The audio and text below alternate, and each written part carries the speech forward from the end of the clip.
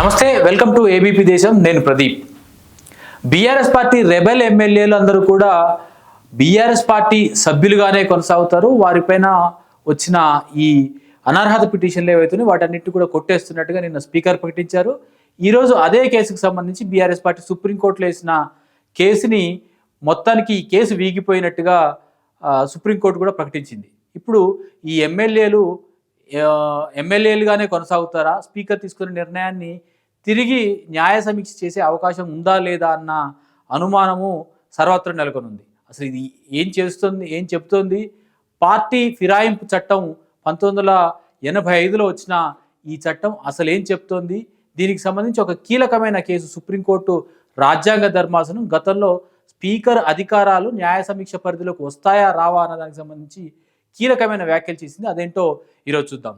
మనం ఇదివరకు చర్చించుకున్నట్టుగానే 1960 నుంచి 1980 మధ్యలో అనేక రాష్ట్రాల అసెంబ్లీల్లో అధికారం కోసం, అధికార లాలూచి కోసమో లేకపోతే వర్గ విభేదాల కారణంగానో పార్టీలు ఒకవైపు నుంచి ఇంకోవైపు మారుతున్న కారణంగా అనేక ప్రభుత్వాలు పడిపోవడము, కొత్త ప్రభుత్వాలు రావడము, ఇలా పార్టీలకంటూ ఒక నిర్దిష్ట సభ్యులు లేకుండా ఒక గందరగోళమైన పరిస్థితి ఏర్పడిన నేపథ్యంలో ఆ తర్వాత కేంద్ర ప్రభుత్వం కూడా మొరార్జీ దేశాయ్ సర్కారు పడిపోయిన తర్వాత ఈ పార్టీ ఫిరాయింపుల వ్యతిరేక చట్టాన్ని తీసుకురావడం జరిగింది. దాన్ని రాజ్యాంగంలోని షెడ్యూల్ 10లో చేర్చడం ద్వారా స్పీకర్కి అధికారాలు కట్టబెట్టడం జరిగింది. ఆ తరువాత జరిగిన పరిణామాల నేపథ్యంలో ఏం జరిగింది? సుప్రీంకోర్టు రాజ్యాంగ ధర్మాసనం 1992లో స్పీకర్ అధికారాలకు సంబంధించి కీలకమైన వ్యాఖ్య చేయడం జరిగింది. ఇప్పటి వరకు కూడా స్పీకరు అధికార పరిధి కోర్టుల పరిధిలోకి వస్తుందా రాదా, స్పీకర్ తీసుకున్న నిర్ణయమే తుది నిర్ణయంగా ఉంటుందా లేదా అన్న దానికి సంబంధించి ఇది ఒక ప్రతిష్టాత్మకమైన కేసుగా భావించాల్సి ఉంటుంది. కిహోటా హోలోహాన్ అనే ఒక నాగాలాండ్కి సంబంధించిన సీనియర్ నేత స్పీకర్ అధికారాలని షెడ్యూల్ 10లో పెట్టి స్పీకర్కి అపరిమితమైన అధికారాలు ఇవ్వడం అనేది సరైంది కాదు అంటూ సుప్రీంకోర్టుని ఆశ్రయించారు 1992లో ఆయన సుప్రీంకోర్టును ఆశ్రయించిన సందర్భంగా స్పీకర్కి ఈ అధికారాలు ఇవ్వడము, నిర్ణయం తీసుకోవడము, సభ్యులు డిస్క్వాలిఫై అవుతారు కారు అనే పూర్తి నిర్ణయం తీసుకునే అధికారం ఆయనకు మాత్రమే ఇవ్వడము, దానిపైన న్యాయ సమీక్ష చేయడం అంటే కోర్టుకు వెళ్ళడానికి కూడా అవకాశం లేకపోవడం అనేది శాసనసభ సభ్యులకు ఉండే ఒక వాక్ స్వాతంత్రం, తమ ఆర్గ్యుమెంట్ని, తమ వాదనని వినిపించడానికి ఉండే అవకాశాన్ని కోల్పోయినట్టుగా అవుతుంది. సభ మొత్తం కూడా ఈ అంశాన్ని చర్చించాల్సిన అవసరం ఉంటుంది. స్పీకర్ ఒక నిర్ణయం తీసుకుంటే కనుక దాన్ని సభ ఆమోదించిన తర్వాతనే ఇది అమల్లోకి రావాల్సి ఉంటుంది. లేకపోతే అసలు ఈ స్పీకర్కు ఉండే ఈ ప్రత్యేక అధికారాలు ఏవైతే ఉంటాయో యాంటీ డిఫెక్షన్ మొత్తాన్ని కొట్టివేయాలని ఆయన సుప్రీంకోర్టుని ఆశ్రయించడం జరిగింది. 5 జడ్జీల రాజ్యాంగ ధర్మాసనం, 5 కానీ అంతకంటే ఎక్కువ మంది కానీ న్యాయమూర్తులు ఉంటే దాన్ని రాజ్యాంగ ధర్మాసనం అంటారు. అంటే ఆ బెంచ్ ఇచ్చే ఏ తీర్పు అయినా సరే రాజ్యాంగంలో ఒక భాగంగా పరిగణించబడుతుంది. కాబట్టి ఈ అంశానికి సంబంధించి సుప్రీంకోర్టు కీలకమైన తీర్పుని ఇవ్వడం జరిగింది. అది కిహోటా కేసు అని కూడా అంటారు. 1992లో వచ్చిన ఈ కేసు వివిధ శాసనసభల్లో స్పీకర్ని తీసుకొని ఒక ప్రధాన ఉదాహరణగా దీన్ని చెప్తా ఉంటారు, ఒక ల్యాండ్ మార్క్ జడ్జిమెంట్గా చెప్తా ఉంటారు. కాబట్టి దీంట్లో సుప్రీంకోర్టు ఏం చెప్పింది అంటే స్పీకరు రాజ్యాంగ పరిధిలోకి షెడ్యూల్ 10లో ఉండే స్పీకర్ అధికారాలు చెల్లుబాటు అవుతాయి. ఏదైతే పిటిషనర్ కిహోటా చెప్పారో అసలు ఈ మొత్తం చట్టాన్నే చెల్లుబాటు కాదుగా చెప్పాలని, దానికి కాదు స్పీకర్కి అధికారాలు ఉంటాయని చెప్పడం జరిగింది. ఒక సభ్యుడి పైన వచ్చిన పార్టీ వ్యతిరేక కార్యకలాపాలకు పాల్పడుతున్నట్టుగా అంటే ఫిరాయించారు అన్న ఆరోపణలు ఏవైతే వచ్చాయో వాటిని విచారించే అధికారం స్పీకర్కు ఉంటుంది.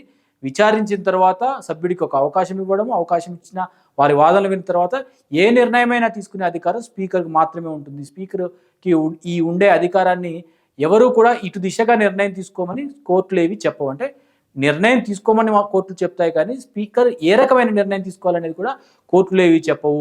అది అక్కడికి ఫైనల్గా ఉంటుందన్న విషయాన్ని చెప్పడంతో పాటుగా స్పీకర్ అనేవాడు ఒక క్వాషీ జ్యుడిషియల్, అంటే ఆయన కూడా ఒక ట్రైబ్యునల్కి ఉండే అధికార పరిధి స్పీకర్కు ఉంటుందని చెప్పింది. తెలంగాణ స్పీకర్ గడ్డం ప్రసాద్ విషయంలో కూడా బీఆర్ఎస్ పార్టీ ఎప్పుడైతే సుప్రీంకోర్టుని ఆశ్రయించిందో ఆ సందర్భంగా కూడా 2 విషయాలు చెప్పడం జరిగింది. స్పీకర్ నిర్ణయాలన్నీ కూడా న్యాయ సమీక్షకు లోబడి ఉంటాయి. స్పీకర్ అనేవాడు ఒక ట్రైబ్యునల్ స్థాయి నిర్ణయాలు చేయడానికి అతనికి పూర్తిస్థాయి న్యాయపరమైన అధికారాలు ఉంటాయని చెప్పడం ద్వారా, అంటే ట్రైబ్యునల్ అంటే ఒక అంశం పైన విచారించి నిర్ణయం తీసుకొని తీర్పు చెప్పగలిగే అధికారాలు ఉండే ఒక చట్టపరమైన వ్యవస్థని ట్రైబ్యునల్ అంటారు. అది స్పీకర్కి ఆ పరిధిలోని శాసనసభ పరిధిలో ఉండే ఈ అంశాలపైన నిర్ణయం తీసుకోవడానికి పూర్తి అవకాశం ఉంటుందని చెప్పడం ద్వారా స్పీకర్ అధికారాన్ని ఉన్నాయి అని ఆమోదించడం జరిగింది. అయితే స్పీకర్ అధికారాన్ని న్యాయ సమీక్షకు చెల్లుబాటు అవుతుందా కాదా అన్న దానికి సంబంధించి 3 విషయాలు కోర్టులు పరిశీలనలోకి తీసుకుంటాయి. ఒకటి, న్యాయ పరిధిలోనే ఆ నిర్ణయం తీసుకున్నారు, అంటే చట్ట పరిధిలోనే తీసుకున్న నిర్ణయం సరైందా కాదా. అలాగే పర్వర్సివ్ కైండ్ ఆఫ్ నేచర్ ఏదైనా ఉంది అంటే స్పీకర్ ఆలోచన ధోరణిలో ఏదైనా పొరపాట్లు జరిగాయా అన్న దానికి సంబంధించిన విషయాన్ని కూడా పరిశీలనలోకి తీసుకోవాల్సి ఉంటుంది. దాంతోపాటుగా న్యాయ సమీక్షకు లోబడి ఉంటుందన్న విషయాన్ని కూడా గమనించాల్సి ఉంటుందని ఈ 3 విషయాన్ని చెప్పడం జరిగింది. ఎందుకంటే స్పీకర్ అనేవాడు కూడా చట్టసభలో ఏదో ఒక పార్టీకి చెందినవాడై ఉంటాడు. ఒక పార్టీకి సభ్యుడై ఉన్న ఒక అధికార పరిధి ఉన్న ఒక స్పీకర్ తీసుకునే నిర్ణయం ఖచ్చితంగా బయాస్డ్గా ఉంటుంది. కాబట్టి స్పీకర్కి అన్ని అపరిమితమైన అధికారాలు ఉండకూడదు అన్నది కిహోటా జడ్జిమెంట్లోని ప్రధానమైన పిటిషనర్ కిహోటా విజ్ఞప్తిగా ఉంది. కాబట్టి దాని మీదనే కోర్టు ఈ నిర్ణయం తీసుకోవడం జరిగింది. తద్వారా స్పీకర్ తీసుకునే నిర్ణయాన్ని సమీక్షించవచ్చు అని చెప్పడం జరిగింది. అయితే ఈ రకమైన అధికారాలని స్పీకర్లు ఏ రకంగా వినియోగిస్తున్నారు అన్నది గత ఒక దశాబ్ద కాలంగా మరింత చర్చనీయాంశమైన పరిణామం కనిపిస్తూ ఉంది. రాష్ట్రాల్లో స్పీకర్లు తమకు అనుకూలమైన నిర్ణయాలు తీసుకోవడం జరిగింది. గతంలో కూడా మనం చర్చించడం జరిగింది. కర్ణాటకలో అధికార పార్టీ, అప్పటి కాంగ్రెస్ పార్టీ అధికారంలో ఉన్నప్పుడు అధికార పార్టీకి సంబంధించిన 17 మంది సభ్యులు ప్రతిపక్ష పార్టీ నాయకుడికి యడియూరప్పకు మద్దతు తెలపడం ద్వారా వారి సభ్యత్వాన్ని కోల్పోతూ వారంతా కూడా వారి సభ్యత్వం చెల్లుబాటు కాదని అప్పటి కాంగ్రెస్ పార్టీ నుంచి ప్రాతినిధ్యం వహించిన స్పీకర్ రమేష్ నిర్ణయం తీసుకోవడం జరిగింది. దాన్ని కోర్టు కూడా ఆమోదించి స్పీకర్ తీసుకునే నిర్ణయం చెల్లుబాటు అవుతుంది, స్పీకర్కి ఆ నిర్ణయం తీసుకునే అధికారం ఉంటుంది అని చెప్పింది. కానీ దాంట్లో కొన్ని మార్పులు చేసింది. ఎందుకంటే స్పీకరు తన అధికార పరిధిని వినియోగిస్తూ తీర్పు చెప్తున్న సందర్భంగా, నిర్ణయం వెలువరిస్తున్న సందర్భంగా వీరంతా కూడా ప్రస్తుత శాసనసభలో సభ్యులుగా అర్హులు కాదు, అనర్హులుగా ప్రకటిస్తూ నిర్ణయం తీసుకొని ఈ శాసనసభ కొనసాగేంత వరకు కూడా వారి సభ్యత్వం వారు తిరిగి పోటీ చేయడానికి అవకాశం లేదని చెప్పింది. అలా చెప్పే అధికారం స్పీకర్కు లేదన్న సవరణ కూడా సుప్రీంకోర్టు చేయడం జరిగింది.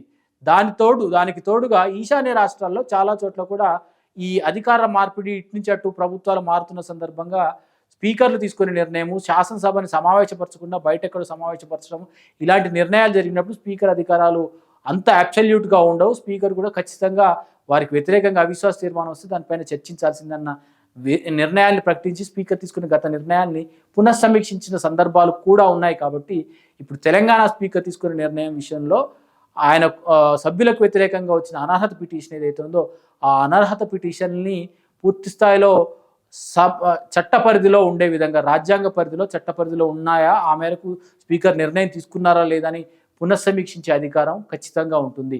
అయితే ఈరోజు సుప్రీంకోర్టు స్పీకర్ నిర్ణయం తీసుకున్నారు కాబట్టి ఈ కేసుని 2 భాగాలుగా చూడాల్సి ఉంటుంది. ఒకటి, స్పీకరుకి ఇచ్చిన ఈ ఫిర్యాదు ఏదైతే ఉందో ఆ ఫిర్యాదుని స్పీకరు డిస్పోజ్ చేయకుండా, దానిపైన ఏ నిర్ణయం తీసుకోకుండా తాత్సారం చేస్తున్నారని హైకోర్టును కానీ సుప్రీంకోర్టును కానీ బీఆర్ఎస్ పార్టీ ఆశ్రయించింది.